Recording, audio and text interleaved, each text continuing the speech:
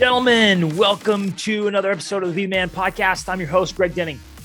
There is a storm coming. At least it seems that way, and we'll dive into that today. But there are some brilliant leaders and thinkers out there, lots of them, more than just one. So if it was one random dude like out in the woods, some hillbilly backwoods guy from the middle of nowhere in the Ozarks screaming and yelling that, the sky is falling, be like, maybe. But when you have some absolutely brilliant, well-read, well-traveled people raising a warning voice that there are patterns that have been happening for hundreds of years, thousands of years, and those same patterns are happening now, and that we're going into a winter season in our society and economy, then we should probably listen. Now, we could disregard it. We could say, come on, man, we're moving past that. We've got all these technologies. We've advanced as a society and as a race on the planet, and things are way better. Like those things aren't going to happen anymore. And you can argue that and you think that, right? And it is possible, right? Things are going to be different. They definitely will be different because of all the advances, technology, and changes. But history repeats itself. There's a reason that phrase still exists and why we use it. But are we paying attention? Are we reading enough history to see that the patterns are coming and that there's always indicators before the patterns, right? There's these mile markers, and you can see it like going down the path. Oh, it hits this, hits that, and there's that result. Now it's going to look different every time, but it is going to come.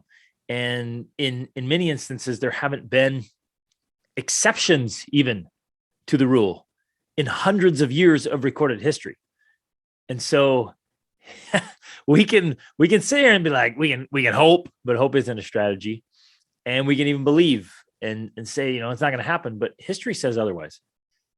And so it's worth paying attention, gentlemen. And that's kind of what I want to talk about today as I've been reading these books and listening to these podcasts. Now, of course, input determines output, right? If we go, you get in that world of things, it starts to come up and comes to the surface, and it's more, your mind's paying attention to it more. So you see more of it. And I get that. But it's also, I think, extremely foolish to just put your head in the sand and hope it doesn't happen. I remember being like that myself, wishing, hoping, oh man, I hope this doesn't happen.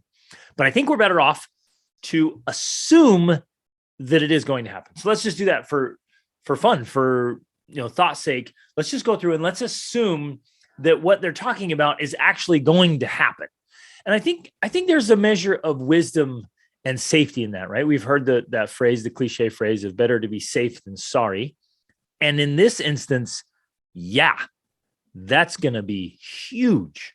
You'd much, much, much rather be safe than sorry if what they're talking about at a global level plays out. So there are many instances of this and many voices. So we'll dive into this more, but books like The Fourth Turning, if you haven't read that yet, read it. Fantastic book written a couple of decades ago, but still so relevant and so real. And the things they predicted are now happening. Books that are just more recent, Ray Dalio's book, The Changing World Order, fantastic, but big macro level, global perspective about huge shifts in world powers. Excellent book. And then podcasts. So I just recently listened to a podcast by Michael Yon and Jordan Peterson. And I highly recommend that podcast. It's on Jordan Peterson's podcast. Fantastic conversation. And these men are well-read, well-traveled. They've been all over the world. Michael Yon's story is fantastic. I did not know about him and learned about his story. And he's been all over the world, and he's been deeply involved in these kind of scenarios, like when societies are in trouble and they're collapsing, when there's wars. And he says that three things go together all the time: is epidemics, famines, and wars, right? And how they all play off each other. And when there's a famine, man, it leads to epidemics, and which that leads to wars, right? Those three just kind of go together and everything. And he sees that coming.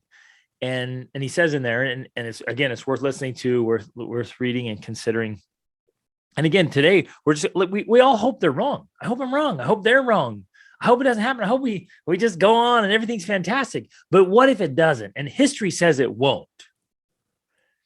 So wouldn't it be better? And again, none of this is fearful. None of this is like negative based, like, whoa, scary, we're trying to be extreme or fanatical or kind of freak people out. None of this is that. This whole conversation is like, hey, man, if winter's coming, let's say you live in the Northern Hemisphere. And so winter is in November, December, January, February. None of us would be concerned if in November the weather's getting colder, the leaves have all changed, are falling, and the neighbors are like, hey, man, we better start gathering some coal, some firewood. When we lived in Alaska, we spent a winter up in Alaska. We had to gather a lot of firewood and a lot of coal. And so we spent a lot of fall days chopping firewood and chopping, and gathering coal a lot. And I'm so glad we did. And nobody's freaking out. Nobody's, oh, you're so negative. You're so pessimistic. Gosh, why are you all, chopping firewood and gathering coal? You're such a negative Nancy. What's your problem? Just be more hopeful, right? Nobody's going to think that because the seasons come and go. And so we're going into a social and economic winter, and things could get really bad. And in fact, the likelihood is, and again, I'm not trying to be fanatical, I'm not trying to be extreme here. If you look at the patterns of history, if you study and learn from historical cycles, there's winters, there's wars, there's famines, there's epidemics, pandemics. And so it's safer, and this is how we're going to roll today. Let's assume they're right. If they're right on their predictions, and we'll get into that a little bit more, what would you do? And so I wanted to record this today, just thinking through this. Like, okay, because I've been doing this with my family. Like, let's assume they're right. They could be wrong. Fantastic. That's great. We just keep rolling along, and that's awesome. But let's assume they are, just for a minute, just for fun. Let's think through this. Let's assume they're right in what they're saying. What would you do? And what would you do in a way that's it's not totally disruptive, right? You don't have to become like a hardcore prepper, although the preppers are going to be like, haha, we told you so, right? Those guys have been prepping for 5, 10, 15, 20 years. They're going to be like, yeah, you should have listened to me. And when it all, plays out, and it will, the people who are more prepared are going to have on an average, a huge advantage over those who are not. And what concerns me the most is whenever there are situations like this, it's the poor and the ignorant who suffer the most. And man, they suffer so much. And it's not always their fault. Sometimes we want to be condemning, right? Like, well, they should have known better. They should have prepared. Well, maybe it's not their fault. Maybe they didn't get the education. Maybe they weren't raised in a way to be able to think like that. Or maybe there's other factors in play. So, we got to withhold judgment and condemnation there and help as much as we can. In fact, my message and desire is always to be so prepared and so resourceful that not only can I take care of myself and my family, I can have plenty of bandwidth and resources to help others, right? Help those who may not be able to help themselves or didn't know, right? So we've got to watch out for that, and that's coming. So one thing Michael said in that podcast recently, he thinks that it wouldn't be an exaggeration that 1 billion people will die by 2025. So that's 2.5 years, 2.5, 3 years. 1 billion people. That's huge. And from what he's saying, he's like, I'm not a fanatical guy. I'm a pretty measured guy. People have to trust me that I'm, sharing the truth. I'm not overreacting or exaggerating. And so I don't know, maybe he's way off. I don't know. But just for this conversation, let's assume that many millions of people will starve. And in those in those situations, what happens is they don't actually starve to death. Some do, but then they get sick, right? If we don't have access to adequate food, nutrition, right? And then medical attention, which will happen as well when the state starts to fail and pieces of society start to collapse. or even just supply chain stuff. I think you're all aware that supply chain disruptions are happening all the time. This is weird stuff. Like one of my clients is trying to buy a minivan. They aren't available. Other clients are trying to get a hold of concrete for construction. There's no concrete. Or you're trying to order these random parts and pieces. I got on to try to order something random, and it's like, nope, no availability. I can't get a camera right now. I'm trying to buy a camera. Can't get a camera. Like, what's going on? There's weird stuff going on, right? So we're all aware of that.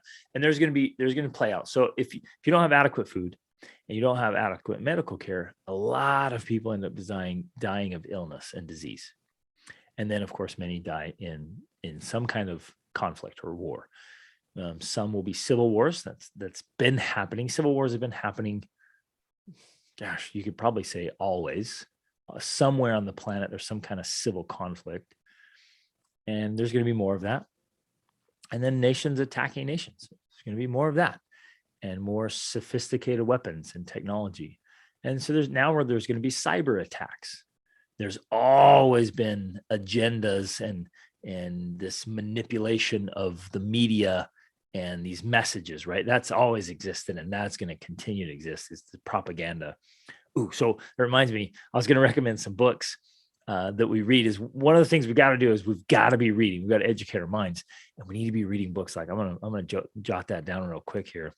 We've got to be reading books about that specifically, something like 1984. And I just read one recently called Fahrenheit 451, right? And books like that, you gotta, an Animal Farm. I'm gonna jot that down too. So I'm gonna give you a list of books today, gentlemen. Books are the best. Books are life-changing, and they're such a great resource. We'll dive into that in a minute, but you've got to be consistently reading and make sure that our minds are sharp and ready, and we're aware of what's going on. Awareness is our friend. So it's not, circling back to that, it's not pessimistic, it's not negative to be prepared. Right? It's always to be better to be prepared than scared. And awareness ahead of time gives you such an advantage. So it's not if it's October, November, and you're like, hey, we should start, getting our winter clothes out and start checking the house, make sure the windows and doors are all sealed, and make sure we have plenty of a heat source to keep us warm. Right? Let's make sure. And then you go, the difference, and this is where I want to go today, is like, let's make sure all the survival stuff's taken care of. And let's go ahead and get out the skis and the snowboards and the sleds and the snowmobiles and the snowshoes. Like, let's buckle up. Let's have some fun. So while some people might be miserable and cold and lonely and scared and suffering, others will be out, like, literally having fun, enjoying a storm. And it might seem sense, like, how could you be enjoying a storm? Have you ever been out and enjoyed a winter storm? Man, I know I have. I love winter storms, big old snowstorms. Actually quite fun to play in. And it's interesting that in the same instance, this storm that might be so devastating for some people could actually be a source of fun for others. And it just depends on where you're at and your level of preparation and readiness. So I do believe, not trying to be pessimistic or negative here, I do believe there is a storm coming. I do believe that things will get worse before they get better. It's just the cycles and patterns. It's happened before. It's very likely to happen again. It would be foolish and naive to think it won't. We may be off on timing. It might look very different, but let's assume that it's going to happen. And if it is going to happen, let's get prepared. So one of the things they're saying is there's going to be massive food shortages, a global famine that's just off the charts. I think the things that'll be coming, again, following patterns in history, these things, and this is the fourth turning, right? These kind of things happen approximately every 80 years. And it's so big and so catastrophic. It's the only thing that'll happen in your lifetime that's that big. So those of you listening to this will be the one time in our lifetime, unless things change, patterns, history change, whatever, anything can happen, right? There's no guarantees. But if it follows the pattern, then this is the timing. It's something massive could come. And so a global famine, which of course brings massive shortages in all kinds of things. And if there's supply chain issues and there's political problems and separation, division among the people, and war and famine, then there's going to be pestilence or disease, pandemics, epidemics coming in, and then major strain on hospitals and medical supplies. But they're not able to get medical supplies because of shortages and supply chain issues, and then workers out for food or war or whatever. So there's, a lack of skilled people around. So it could spiral out of control. Again, we're not being fearful here. This isn't freak out factor. I don't want any of you to be scared. I want you to just like, okay, let's assume they're right. Let's assume those things are going to happen. Now, obviously they can happen. If we don't think they can happen, then we're foolish and naive. So let's assume we know they can happen. Let's assume they're going to. And so if you know the winter storm's coming, what are you going to do about it? And that's the fundamental question I want to ask today. Ask you personally, like, what are you and your family going to do about it? And it isn't a freak out factor, and it's not to scare you or your family or even to stop you from living. We're going to keep chasing our dreams. In fact, as we lean into courage, I've been thinking about courage a lot. As we lean into courage and live with more courage, courage is about two main things: facing your fears and your obstacles, and chasing your dreams. So you face and chase. So you face the obstacles, you face the fear, you face the reality checks, you face the possibility of these things actually happening in the next few years, or even they're suggesting it's going to happen this fall. So in as little as 3 or 4 months, it's going to begin. But still chasing your dreams, right? It takes courage to still chase dreams. And in what's coming, I wholeheartedly believe we are also going to see some of the greatest opportunities of your lifetime. So, and again, I always believe obstacles are opportunities, right? They're just dressed differently. So if you can learn to see obstacles as opportunities, man, you're going to see lots of them. But because things will get so shaken up, there are going to be massive opportunities in business and service and change and transformation and contribution, making a difference in the world, getting things changed to be way better. And after winter, spring comes along, and in spring we rebuild and build things better. So I'm super optimistic about the future, but in all likelihood, we're going to go through some challenging times. Okay. What are we going to do about it? What are you going to do about it? What do you want to do about it? Fundamentally, I think your greatest asset is your own resourcefulness, your own skills. It's you. You're your greatest asset, right? And the whole idea around the Be the Man movement and the masterclass, the tribe, even the logo I created, it all came down to this idea of being an asset as a man, being a seriously resourceful human being, and taking a holistic approach to preparation and readiness, and being holy as a whole, holy and fully developed as a human being. So it's covering, as I was sitting down, I'm like, okay, what are the major aspects of a man? What would keep us in readiness? What would fill us out? Because so many problems in life come from being underdeveloped in a certain area, right? If you're underdeveloped in your health, and obviously plays out, right? That's the easy one. If you're underdeveloped emotionally, if you're underdeveloped socially, if you're underdeveloped spiritually or financially, that's where you get into trouble. Not that anything's wrong with you or you're broken necessarily, but you're just underdeveloped. And so if you have an underdeveloped knowledge base or skill set, you suffer because of that. So the idea is to be whole. So that's why I created the triple triangle. I call it the triple trifecta. It's 3 main elements: fitness, family, and finances. And inside each of those, there's 3 more. So it's the triple trifecta. Under fitness, it's to be it's mind, body, and spirit, to be mentally, physically, and spiritually fit, you as a being. Under family, it's marriage and parenting, and family legacy, having those all completely dialed in and ready. And then in finances, it's your income, of course, which is your greatest asset, how you spend your money, your expenses, and your investments.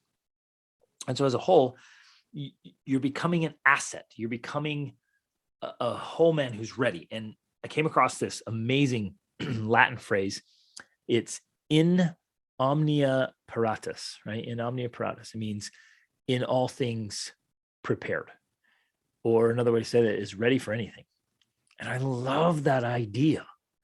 And for me, that is a mark of manliness, being ready and prepared for anything and everything. Now, obviously, you can't prepare for everything. There's so many contingencies that you can't know are coming, but you got to prepare for those too, right? You prepare for everything you could possibly think of, and then prepare for the things you can't think of, the things you don't know are coming.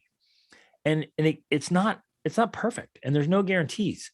But what you're doing is increasing your probabilities. That's what I want to drive home today. Fellas, we can dramatically increase our probabilities of success. And if we do it well, we can even have time to go skiing and snowboarding and jump on the snowmobiles and the sleds. And our kids, our children, who are going to also live through this, they might, instead of suffering, have some fun too. And we can contribute and help. There's going to be endless opportunities to help and serve and make a difference. So for this, I'm going to keep reemphasizing this. For this conversation, let's assume they're right. Let's walk through what you want to do, what would be wise to do. And let's remember that this isn't negative. This isn't pessimistic. It's not fear-based. No fear in it. It's like, okay, well, that could happen. Let's assume that it does. What would I want to do to be better prepared? And so we're going to walk through some things I've been thinking about. Love to hear your comments. You guys can reach out to me on social, on Instagram or Facebook. It's Greg Denning. Instagram, it's greg.denning specifically. My website is gregdenning.com, or you can go to bethemanmasterclass.com. Our family site is extraordinaryfamilylife.com. So you can follow us. Our family on social is World School Family. So again, connect with us. Shoot me an email, shoot me a message, share your insights, share the things you've been doing or you think about doing. Like let's have a kind of an engagement here. I know it's a little one-sided as a podcast, but I want you to think about this and write about it. Talk to your spouse, family about it. I've been talking to my spouse and our kids about it. We've been including the older kids in it, even a little bit of the younger kids. Just been talking through it, not in a fearful way, not scaring anybody. I'm just saying, hey, if we're going to face a challenge, if there was an obstacle coming and you knew it was coming, wouldn't you rather know? And if you know it's coming, what would you do to prepare, right? It's just wise and helpful. So number one is health and fitness. Man, your body is your vehicle for everything you're going to experience, good, bad, or ugly, whatever. Your body is your vehicle. So make sure you're in fantastic health and fitness. There very likely will be some serious demands put on you physically, or even mentally or socially or spiritually or whatever, but it affects your body. And it takes its toll. And so if you're in fantastic shape and health, then the body can sustain that. But even a mental, social, spiritual, financial hit can show up in the body. And if you have poor health, it's far more likely to take a worse toll and turn to illness and disease quickly and cause some problems. So fellas, get into the best shape of your life, the best health of your life, and stay there for the rest of your life. That's my standard. That's how I live. All right. I'm going to stay in fantastic shape. Just had an awesome workout with my son and my daughter today. It was really great. Eat good foods. Make sure you've got all kinds of good natural vitamins or supplements or whatever it is. Like there's some disagreement about that in the industry or whatever, and there's lots around that, but just get yourself into a good, healthy position.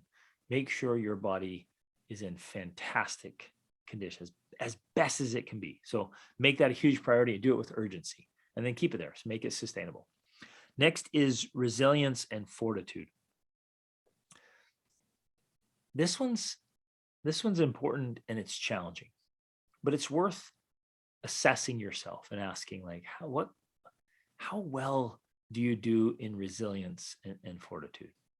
persistence, endurance. And maybe you haven't been tried or tested for a while. Maybe your life's, most of us, we live pretty comfortable lives, right? Even when it's like, it's been kind of tough lately. Like, it's relative, right? How well do you do in resilience?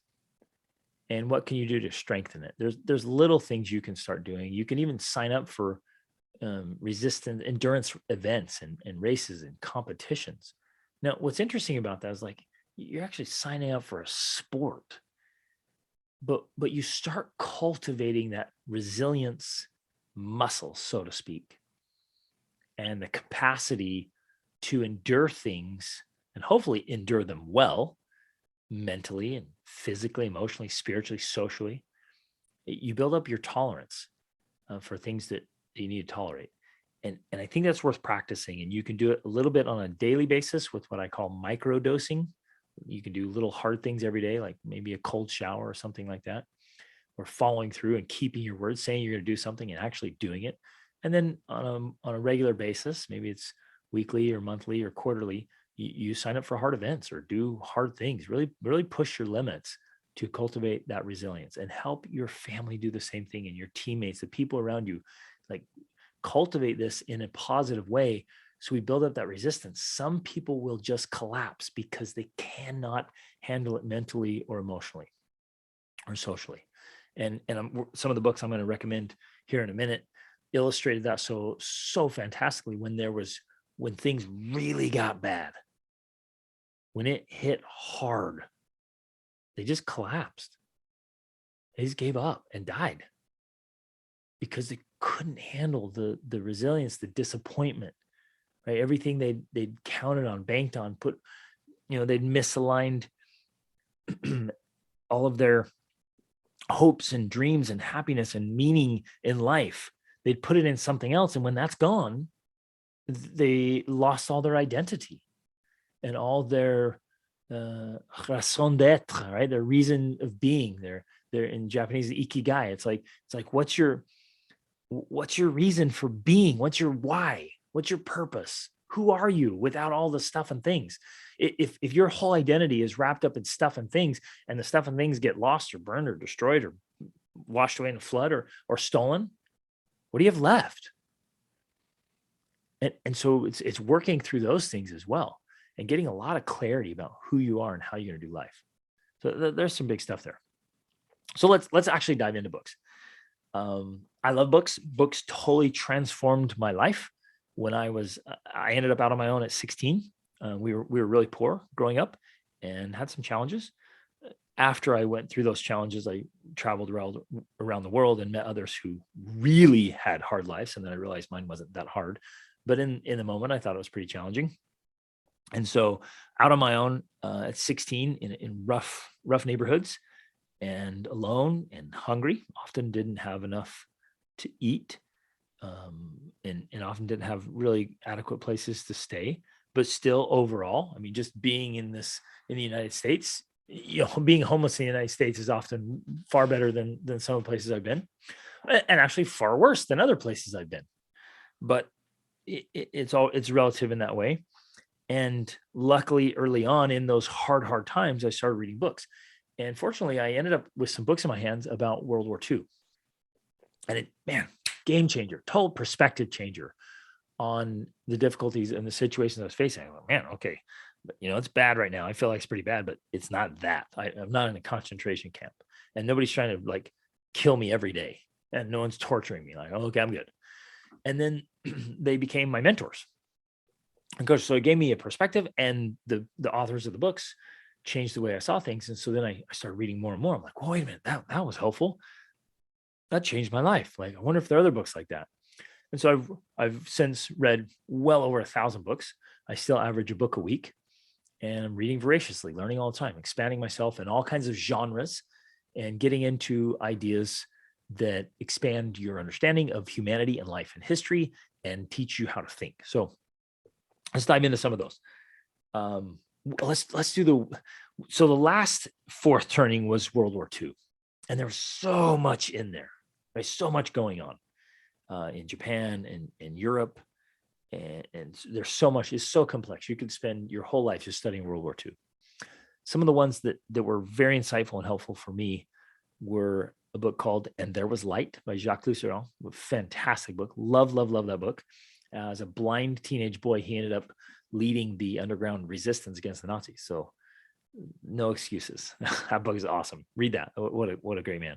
Man's Search for Meaning by Viktor Frankl. Unbroken by Louis Zamperini. The Hiding Place by Corrie ten Boom. Beneath a Scarlet Sky. That was based out of Italy, I think in Milan. Phenomenal book. I love that one.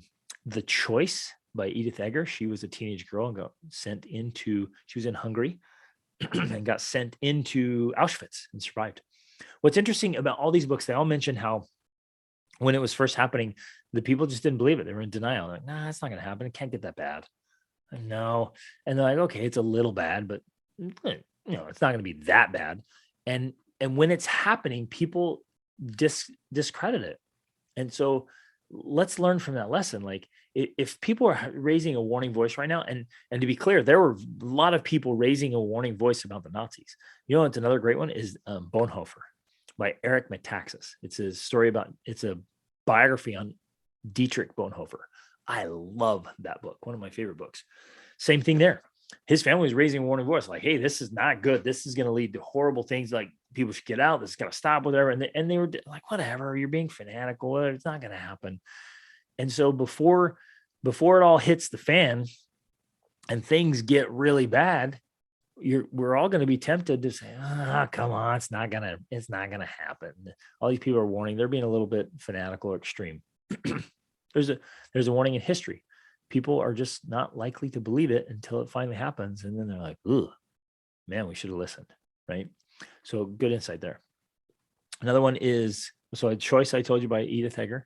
We're actually going to read that as a group. So I lead a class for youth. As long as I have teenagers and young adults, I'm going to keep doing a class for teenagers and young adults. It's awesome. Bringing about 50 or 60 great youth in there. And we read and discuss great books. And we're reading The Choice and the Gift starting here in a couple weeks. So if you've got youth, you may want to consider getting them in there. It's awesome. Awesome class. Night by Ellie Weiss. I think Ellie's how you say it, Weiss.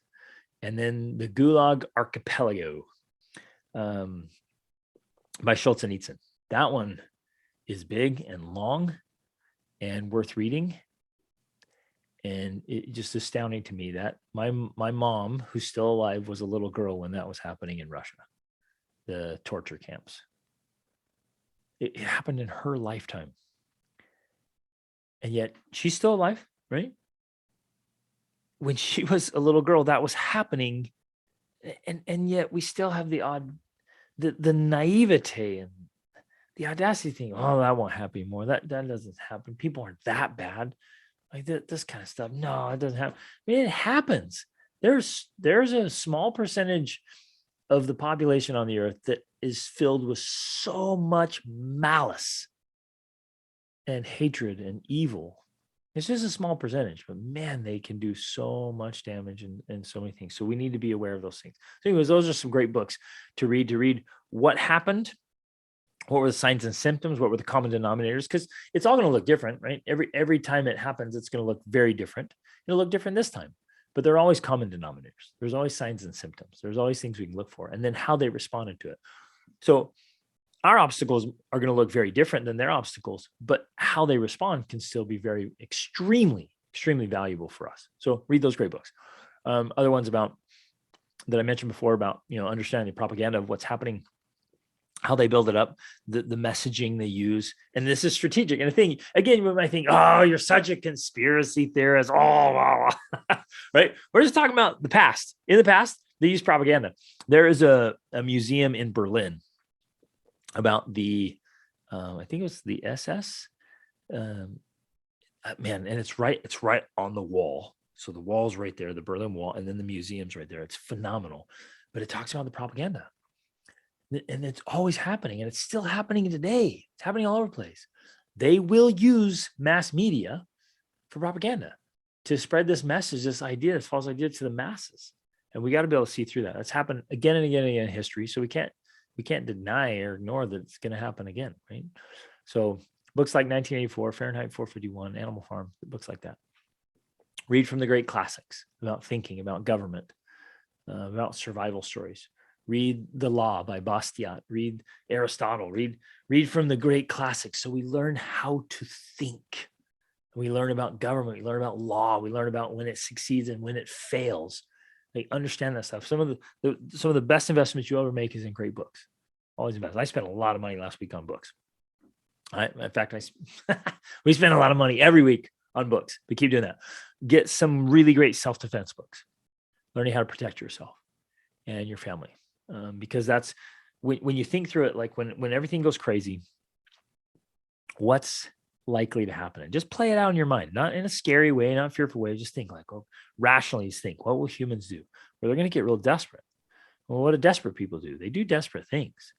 They turn to violence, they turn rioting, they turn to mobs, they turn to stealing. They just give up rational thought.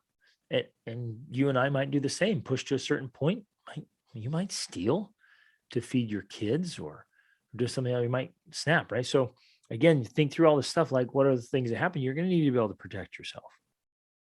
And some people just turn to absolute violence. In fact, the reality is when societies fall apart, when the state fails, that's when predators come out and they harvest like crazy, meaning it's the harvest time for predators. They're trying to take advantage of people. So evil people will rise up and take advantage, even a small way or a huge way. There's a void in leadership, and malicious people will try to rise and fill that, but hopefully really good men do as well. And I hope you're one of them. I hope you rise to lead, whether in your community or at a bigger level, or even if it's just in your family. You've got to lead through this. And I have to it begs the question, how are you going to lead and model and be in times of trouble and trial and challenge? What's going to be your reputation that you build, your legacy? When we face hard times, what kind of man are you going to be? Man, that matters so much. So grab some defense books, learn. Well, we'll get to that in a minute. A couple of books I highly recommend is one's called The Ultimate Emergency Medicine Guide. Fantastic book, husband and wife authors, about emergency medicine and just understanding if in a situation where, okay, there's an acute situation, there's trouble, and this will serve you. Again, all of this, we're going to assume it happens just for wisdom's sake, right? Just better be safe than sorry. Again, expecting the best, but preparing for the worst. That's how I just live. Prepare for the worst, expect the best. Prepare for the worst, expect the best. And then go along living life, live the best.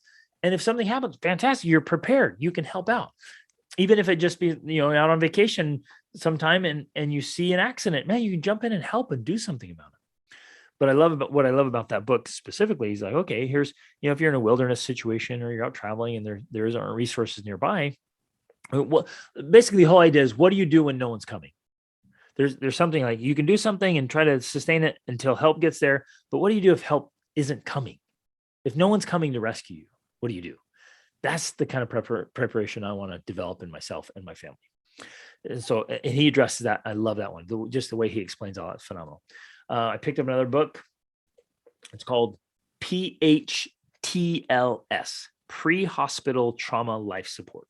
It's a military 9th edition. This baby is just like, it's the Bible of pre-hospital life support, right? Just a phenomenal resource and it's big. It's just like this huge textbook you'd be reading if you were pursuing medical care. I mean, it's lots and lots of words, and it's heavy, but I love this stuff. This is the kind of stuff I geek out about and read a little bit every day and just educate your mind on all these things. So again, you just take whatever approach you want to, whatever you need to prepare. But I want to take this holistic approach where I want to be able to understand the big classic thinkers and what's happening on a global level in the propaganda and government and law, and understand all of that.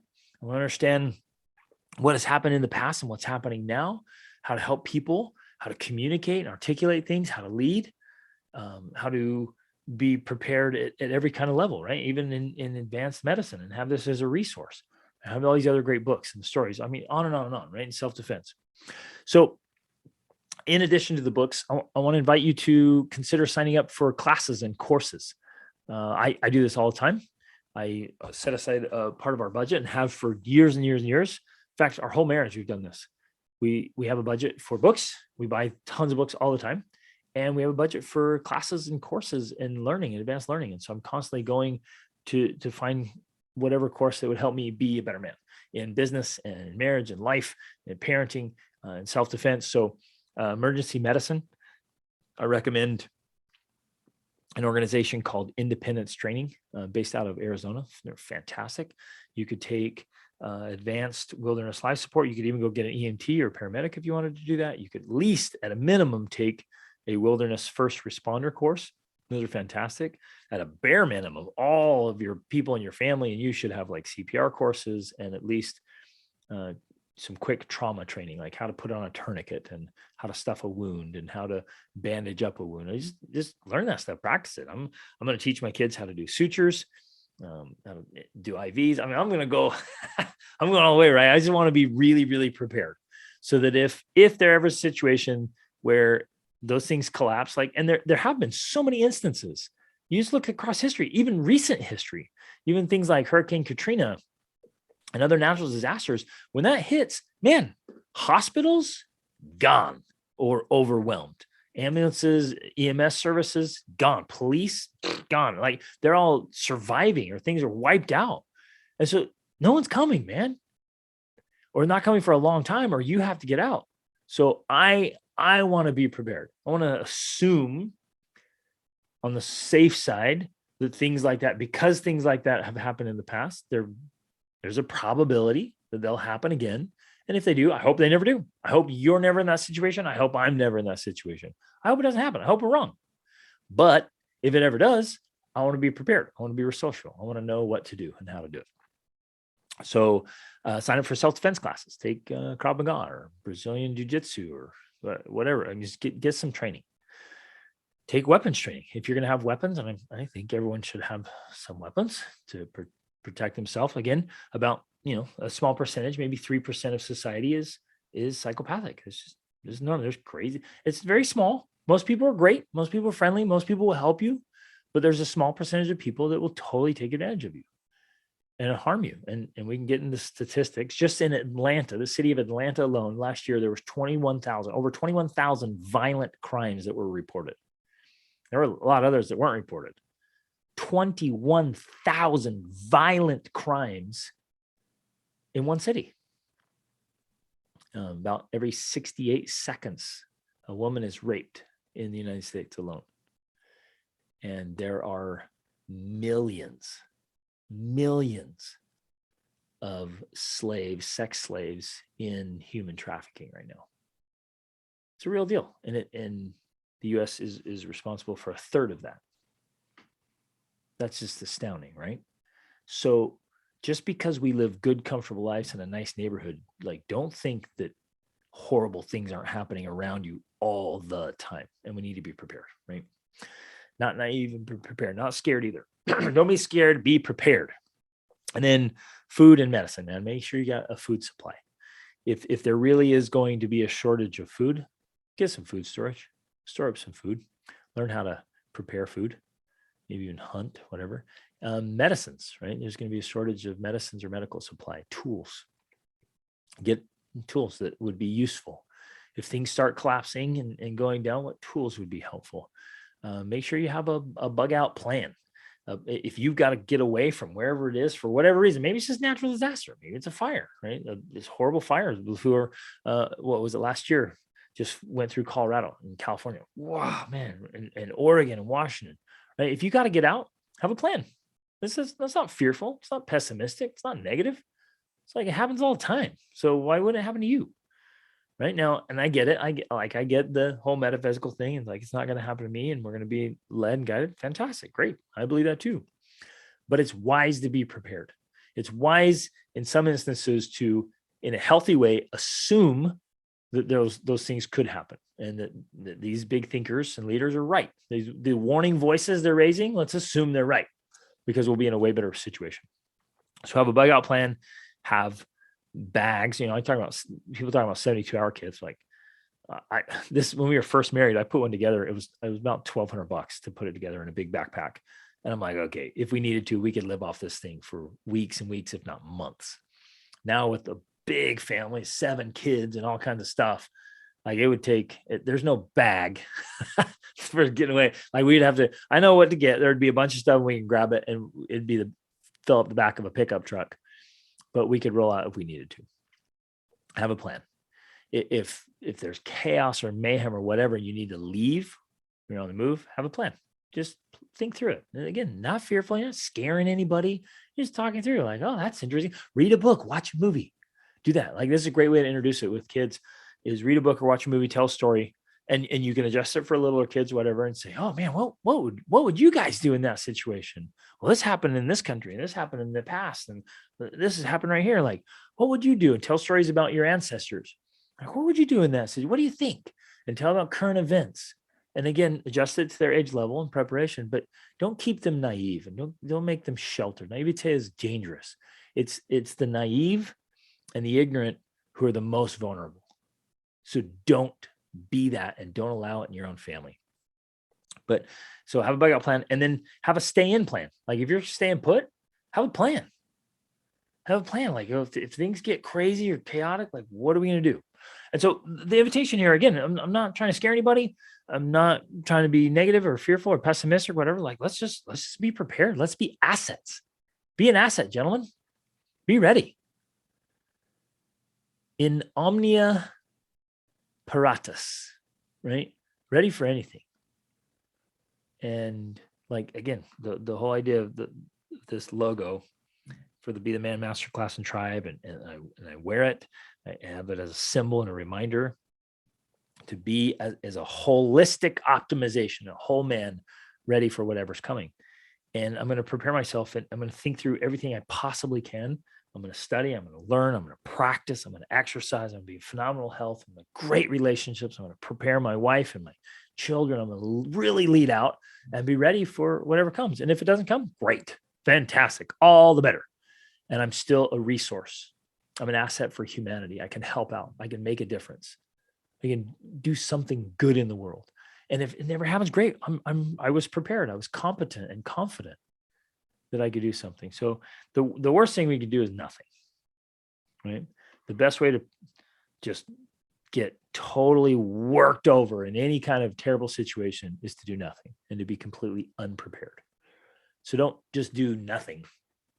Do something, pick something. So go through, as we've been talking through this, just sit down, think about it, write about it. Like, what should we do? Do we need some food supplies? Do we need some medical supplies? What skills do we need? What knowledge do we need? What resources do we need to have available? What plans? What community, right? Maybe one of the best things you're going to do is make sure you have a great community. Make sure you got great friends and great contacts. You got a great network. You can work together with others. Anyways, just go through.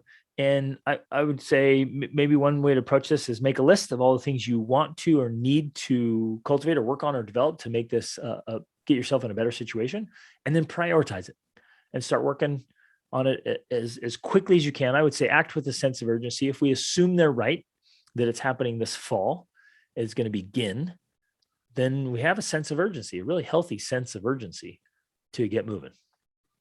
Now, some areas of the world will be affected more immediately, and it may be a lag time until it gets to other areas. So in your area, maybe, at the beginning or at the end, I don't know, or maybe never gets affected. Maybe some areas of the world I think won't be affected by it. They'll get up and do what they keep doing and just keep plugging along. And some pieces and parts of the world will stay independent of it. Fantastic. That's great. Maybe you're in one of those places, but maybe not. And if you are in one of those places, at least the way I see things, you and we have a moral responsibility and obligation to help out, right? To help people who are in the hardest times.